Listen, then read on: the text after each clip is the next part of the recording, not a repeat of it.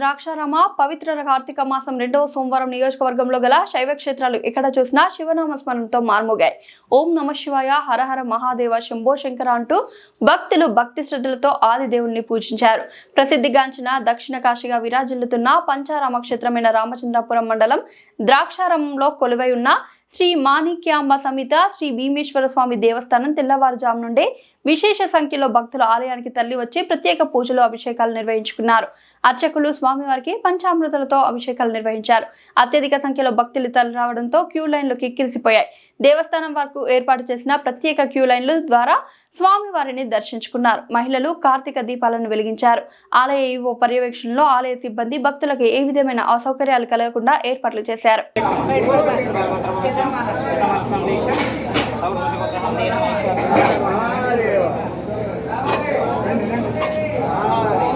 द्वारा